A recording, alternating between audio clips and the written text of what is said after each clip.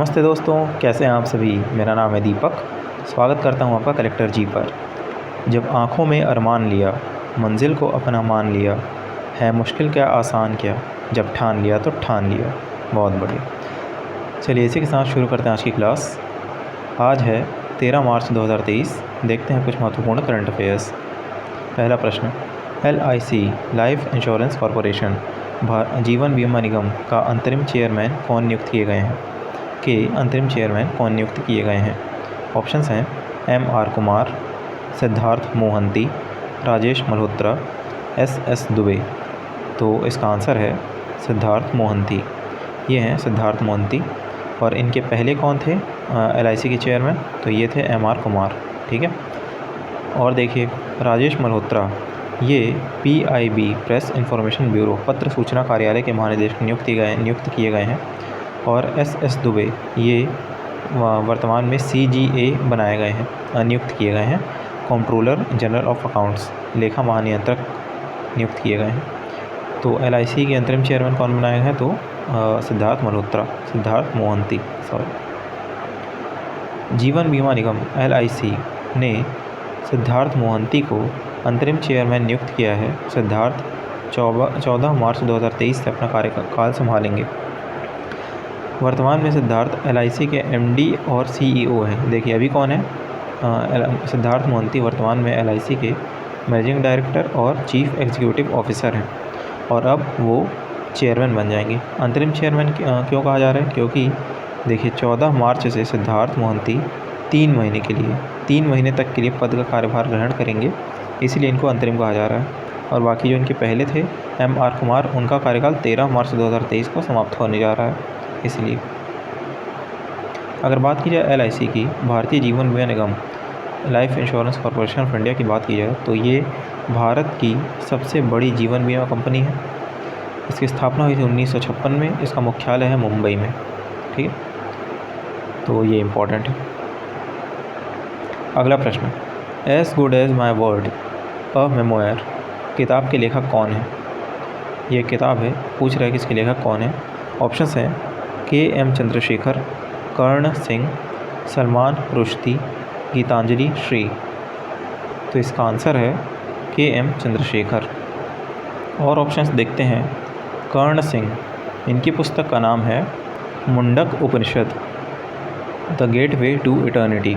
मुंडक उपनिषद, ये कर्ण सिंह की पुस्तक का नाम है। सलमान रुश्दी, ये भी एक बहुत ही प्रख्यात लेखक हैं। इनकी एक न्यू बुक है विक्ट्री सिटी। और ये है गीतांजलि श्री। इनको पिछले वर्ष 2022 में इनकी रचना रेत की समाधि के लिए मैन बुकर पुरस्कार दिया गया था। कोई भी ऐसे पहले भारतीय जिनको मैन बुकर पुरस्कार दिया गया था तो वो हैं गीतांजलि श्री। ठीक है। As good as my word a memoir के लेखक हैं KM चंद्रशेखर। KM चंद्रशेखर 2007 से 2011 तक कैबिनेट सचिव रहे थे। ये पूर्व में ब्यूरोक्रेट मतलब नौकरशाह भी रह चुके हैं। इस किताब में उन्होंने अपने सेवा काल के अनुभव साझा किए हैं। मतलब कैबिनेट सचिव रहते हुए, ब्यूरोक्रेट रहते हुए उस सरकार के साथ उनके क्या क्या एक्सपीरियंस रहे, उन सब चीज़ों को उन्होंने इस बुक में साझा किया है। अगला प्रश्न, भारत का पहला इलेक्ट्रिक तीर्थ गलियारा किस राज्य में बनने जा रहा है? ऑप्शंस हैं गुजरात, उत्तराखंड, उड़ीसा, कर्नाटक। तो इसका आंसर है देवभूमि उत्तराखंड। देश का पहला इलेक्ट्रिक तीर्थ कॉरिडोर उत्तराखंड। उत्तराखंड में देश का पहला इलेक्ट्रिक तीर्थ कॉरिडोर बनने जा रहा है। यह कॉरिडोर लगभग 900 किलोमीटर लंबा होगा, जो 4 धाम तीर्थ यात्रा को कवर करेगा। अब इस कॉरिडोर में और क्या ख़ास बात है? तो इस कॉरिडोर में हर 30 किलोमीटर पर इलेक्ट्रिक वाहनों के लिए चार्जिंग पॉइंट बनाया जाएगा। ठीक है। और एक तो इससे हम लोग को क्या एक अच्छी बात पता चल रही है कि इलेक्ट्रिक वाहनों को बढ़ावा देने का संदेश दिया जा रहा है। वर्तमान में सुरक्षित पर्यावरण के लिए इलेक्ट्रिक वाहनों को बढ़ावा दिया जा रहा है। तो ये वो बात हो गई। और अगर बात की जाए उत्तराखंड की, तो उत्तराखंड की स्थापना हुई थी सन 2000 में। 2000 में उत्तराखंड की स्थापना हुई थी और 2 राज्य और थे जिनकी 2000 में स्थापना हुई थी सन 2000 में। वो कौन थे? एक था छत्तीसगढ़ और एक था झारखंड। ठीक है। तो छत्तीसगढ़, उत्तराखंड और झारखंड, ये 3 राज्य ऐसे थे जिनकी सन 2000 में स्थापना हुई थी। उत्तराखंड की राजधानी कौन सी है? देहरादून और गैरसैंण, दो राजधानियाँ कैसे हो गई? देहरादून जो है वो शीतकालीन राजधानी है, जबकि गैरसैंण ग्रीष्मकालीन राजधानी है। मुख्यमंत्री कौन है उत्तराखंड के? वो हैं पुष्कर सिंह धामी। राज्यपाल कौन है? Lieutenant general Gurmeet Singh. राष्ट्रीय उद्यान कौन कौन से उत्तराखंड में? राजा जी है, रामगंगा है। रामगंगा का पुराना नाम क्या था? Jim Corbett national park. Bharat का सबसे पुराना, सबसे पहला नेशनल पार्क कौन सा था? जिम कॉर्बेट नेशनल पार्क, जिसका अब नाम कर दिया गया है रामगंगा नेशनल पार्क। और यहाँ पे उत्तराखंड में एक बांध है, टिहरी बांध, जो कि भागीरथी नदी पर है, और ये भारत का सबसे ऊंचा बांध है, 261 मीटर का। उत्तराखंड का जो हाई कोर्ट है वो था पहले नैनीताल में, और अब उसे नैनीताल से हल्द्वानी स्थानांतरित करने की घोषणा कर दी गई है। नैनीताल से हल्द्वानी स्थानांतरित करने की घोषणा कर दी गई है उत्तराखंड के हाई कोर्ट को। तो उत्तराखंड की राजधानी, तो ये उत्तराखंड का मैप है। उत्तराखंड की राजधानी यहाँ पर है देहरादून। अगला प्रश्न देखते हैं, हाल ही में प्रधानमंत्री मोदी के द्वारा किस एक्सप्रेसवे का उद्घाटन किया गया? ऑप्शंस हैं Delhi Mumbai expressway, Ganga expressway, Bengaluru Mysore expressway, Mumbai Pune expressway. तो इसका आंसर है बेंगलुरु मैसूर एक्सप्रेसवे। यह एक्सप्रेसवे लगभग 119 किलोमीटर लंबा होगा, लगभग 119 किलोमीटर लंबा होगा। इसके लिए लगभग 8,000 करोड़ रुपए की लागत आएगी इसे बनाने में। और यह NH 275 नेशनल हाईवे 275 पर लगभग 10 लेन का एक्सप्रेसवे होगा। यह कर्नाटक की राजधानी बेंगलुरु और कर्नाटक की सांस्कृतिक राजधानी मैसूर, मतलब बेंगलुरु और मैसूर के बीच यात्रा के समय को, जहां पहले 3 घंटा लगता था, उसे घटाकर 75 से 90 मिनट कर देगा। जहां पहले 3 घंटे लगते थे उसे लगभग हाफ, मतलब 1.5 घंटे कर दिया जाएगा। बेंगलुरु मैसूर एक्सप्रेसवे का निर्माण जो है वो हाइब्रिड वार्षिकी मॉडल के तहत किया गया है, ठीक है। और यह भारतमाला परियोजना के तहत, इस परियोजना की पूर्व समय सीमा अक्टूबर 2022 थी। मतलब इसे बनाया किसके तहत जा रहा था? भारतमाला परियोजना के तहत। और इसे कंप्लीट कब तक करना था? अक्टूबर 2022 तक इसे कंप्लीट करना था, लेकिन क्योंकि ये किसी कारणवश कंप्लीट नहीं हुआ, इसीलिए इसकी डेडलाइन बढ़ा दी गई है। और ये किसके द्वारा निर्माणाधीन है? NHAI national highway authority of India के द्वारा इसका निर्माण किया जा रहा है, ठीक है। तो ये एक्सप्रेसवे काफ़ी इंपॉर्टेंट है, हम लोग को याद रखना है। बेंगलुरु मैसूर एक्सप्रेसवे। बात करें अगर कर्नाटक की, तो कर्नाटक की राजधानी क्या है? बेंगलुरु, यहाँ पे करीब है बेंगलुरु। यहाँ के मुख्यमंत्री हैं बसवराज बोम्मई, राज्यपाल हैं थावर चंद गहलोत। और यहाँ राष्ट्रीय उद्यान कौन कौन सा है कर्नाटक में? बांदीपुर, नागरहोल, बन्नरघट्टा, ऐसे कुछ महत्वपूर्ण यहाँ पर राष्ट्रीय उद्यान है। कर्नाटक में ही इसरो का मुख्यालय है। और देखते हैं अगला प्रश्न, भारतीय निर्वाचन आयोग के द्वारा कौन से क्रम का अंतर्राष्ट्रीय सम्मेलन आयोजित किया गया? कौन से क्रम का अंतर्राष्ट्रीय सम्मेलन आयोजित किया गया? ऑप्शन है पहला, दूसरा, तीसरा या चौथा। तो इसका आंसर है तीसरा। देखिए ये क्वेश्चन इंपॉर्टेंट क्यों है? क्योंकि भारतीय निर्वाचन आयोग के द्वारा कौन से क्रम का, ये कह रहा है अंतर्राष्ट्रीय सम्मेलन, ठीक है। अगर इंटरनेशनल सम्मेलन कोई सा है तो वो हम लोग को पढ़ना है, वो इम्पॉर्टेंट है। निर्वाचन आयोग समावेशी और चुनावी सत्यनिष्ठता पर आज वर्चुअल रूप में तीसरा अंतर्राष्ट्रीय सम्मेलन आयोजित करेगा। तो अंतर्राष्ट्रीय सम्मेलन आयोजित हुआ वो तीसरे नंबर का था, वर्चुअल रूप में हुआ और समावेशी और चुनावी सत्यनिष्ठता पर हुआ। मतलब एक तरीके से चुनावी सत्यनिष्ठता, मतलब कि चुनाव निष्पक्ष तरीके से हो, वही उसी चीज़ को कह रहा है। इस सम्मेलन में 25 देशों के 46 से अधिक सहभागी शामिल हुए। और इस सम्मेलन को किसने संबोधित किया? तो मुख्य निर्वाचन आयुक्त राजीव कुमार और निर्वाचन आयुक्त 2 हैं, अनूप चंद्र पांडे और अरुण गोयल, इन्होंने संबोधित किया। और सहभागी देशों में कौन कौन थे जो इस सम्मेलन में सहभागी बने? उन देशों में Angola, Armenia, Australia, Canada, Norway जैसे देश के प्रतिनिधि इस सम्मेलन में शामिल हुए। एक मिनट। अगर बात की जाए भारतीय निर्वाचन आयोग की, तो भारतीय निर्वाचन आयोग की स्थापना कब हुई थी? 25 जनवरी 1950 को। इसीलिए प्रतिवर्ष 25 जनवरी को राष्ट्रीय मतदाता दिवस मनाया जाता है। और भारतीय निर्वाचन आयोग, तो वर्तमान में मुख्य निर्वाचन आयुक्त कौन है, ये तो हम देख ही रहे हैं, वो हैं राजीव कुमार। और अन्य 2 निर्वाचन आयुक्त हैं अनूप चंद्र पांडे और अरुण गोयल।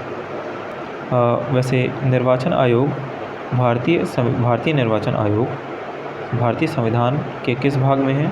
तो संविधान के भाग 14 में भारतीय निर्वाचन आयोग के बारे में दिया है।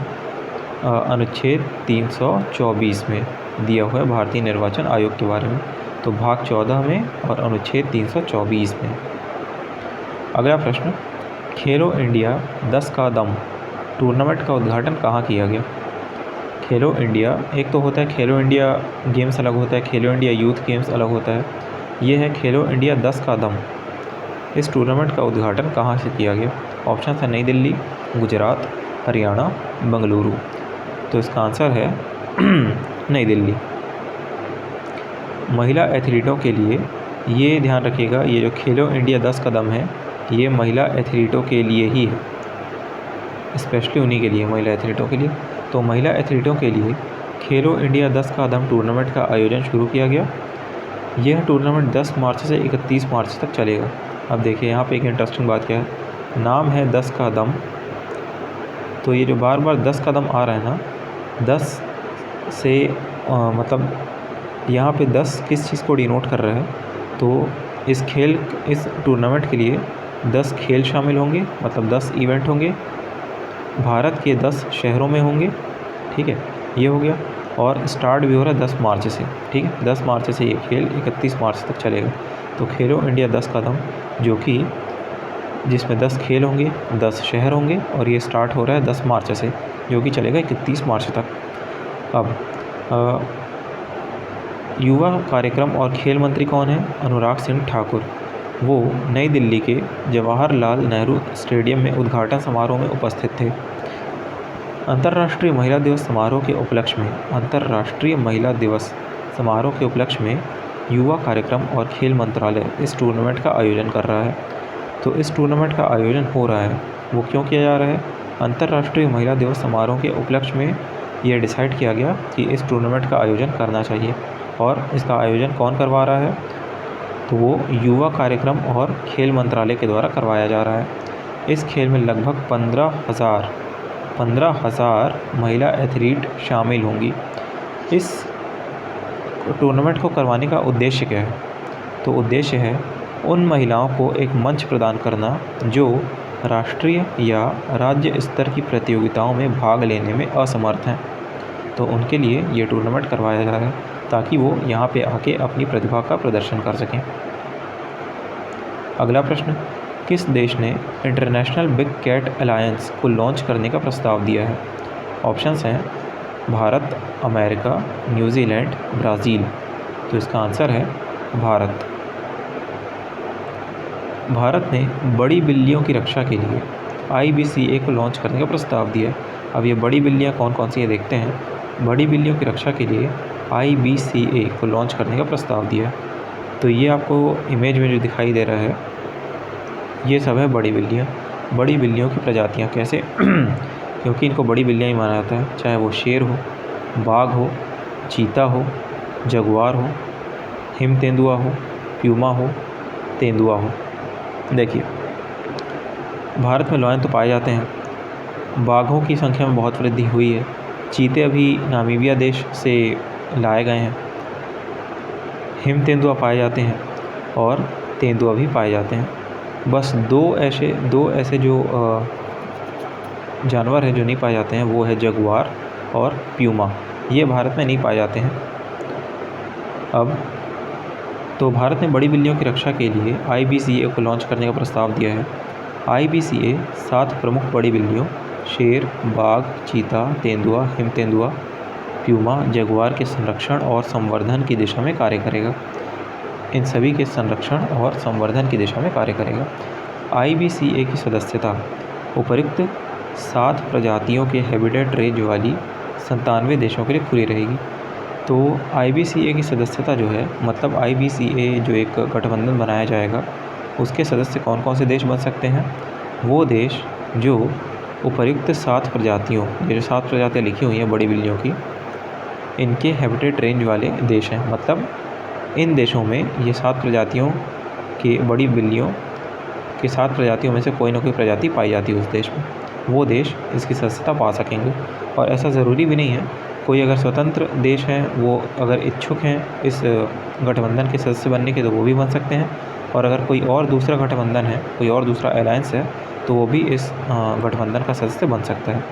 भारत इसके लिए आने वाले समय में IBCA के लिए, इस गठबंधन के लिए, इसके कार्य के लिए आने वाले समय में $100 मिलियन, लगभग 800 करोड़ रुपए निवेश करेगा। ठीक है। और अगर देखा जाए तो भारत ने ही ये क्यों इसे लॉन्च करने का प्रस्ताव दिया है, क्यों अपनी तरफ से प्रस्ताव दिया भारत ने इंटरनेशनल बिग कैट अलायंस का? क्योंकि भारत में, जैसा कि हमने देखा, शेर, बाघ, चीता, हिम तेंदुआ और तेंदुआ, ये 5 प्रजातियां पाई जाती हैं बड़ी बिल्लियों की। ठीक है। तो दुनिया में कोई भी देश ऐसा नहीं है जहाँ पे ये 5 प्रजातियां एक साथ पाई जाती हैं। तो इसीलिए ये ऑब्वियस सी बात है, भारत ने इस चीज़ का प्रस्ताव दिया है। अगला प्रश्न क्या है? हाल ही में किस राज्य को सर्वाधिक संख्या में हस्तलिखित नोट्स के लिए गिनीज़ वर्ल्ड रिकॉर्ड्स में शामिल किया गया? ऑप्शंस हैं नई दिल्ली, असम, गुजरात, पश्चिम बंगाल। तो इसका आंसर है असम। असम राज्य को सर्वाधिक संख्या में हस्तलिखित निबंध के लिए गिनीज़ वर्ल्ड रिकॉर्ड्स में शामिल किया गया। अब ये हस्तलिखित निबंध था, तो निबंध किनके बारे में था? बहादुर योद्धा लचित बोरफुकन, इनके बारे में निबंध था। बहादुर योद्धा लचित बोरफुकन के नाम पर असम सरकार को पोर्टल के माध्यम से करीब 42 लाख से भी अधिक हस्तलिखित निबंध प्राप्त हुए, जो गिनीज़ वर्ल्ड रिकॉर्ड्स में दर्ज हो चुके हैं। लचित बोरफुकन को ये इम्पोर्टेंट क्यों है ये व्यक्ति? क्योंकि लचित बोरफुकन जो बहादुर योद्धा रह चुके असम के, उनको असम या पूर्वोत्तर का शिवाजी कहा जाता है। देखिए, शिवाजी, इतना बड़ा टर्म जोड़िए, इतना बड़ा नाम जोड़िए, तो ये इम्पोर्टेंट है। असम या पूर्वोत्तर का शिवाजी कहा जाता है। और इनका एक बहुत ही फेमस युद्ध है सरायघाट का युद्ध, जिसमें मुग़लों की बहुत जमकर हार हुई थी, और इस युद्ध का नेतृत्व लचित बोरफुकन ने ही किया था, इसीलिए ये काफ़ी इम्पोर्टेंट है। अगर बात की जाए असम की, तो असम की राजधानी है दिसपुर। यहाँ के मुख्यमंत्री हैं हेमंत बिस्वा शर्मा। यहाँ के राज्यपाल हैं गुलाब चंद कटारिया। यहाँ कौन कौन सा राष्ट्रीय उद्यान है? काजीरंगा, मानस, नामेरी, डिब्रू सैखोवा, ओरांग या फिर राजीव गांधी नेशनल पार्क, देहिंग पटकई और रायमोना, ये 7 नेशनल पार्क हैं असम में। और असम में एक बहुत ही फेमस मंदिर है, कामाख्या माता मंदिर, कामाख्या माता टेम्पल असम में है। असम में बिहू नृत्य किया जाता है। बिहू नृत्य असम का फेमस है, बिहू डांस। और असम में क्या चीज़ एक फेमस है? असम में दुनिया का सबसे बड़ा रिवर आइलैंड बनता है, माजुली। माजुली नदी द्वीप, जो कि ब्रह्मपुत्र नदी पर है, जो कि दुनिया का सबसे बड़ा नदी द्वीप है, वो असम में है। ठीक है। तो ये हम लोग को ऐसी कुछ ये बातें कुछ हम लोग को याद रखनी है। तो थैंक यू, ये था आज का वीडियो। आज के लिए बस इतना ही, मिलते हैं नेक्स्ट वीडियो में। तब तक के लिए आप लोग स्वस्थ रहिए, मस्त रहिए, ध्यान रखिए अपना। Thank you so much.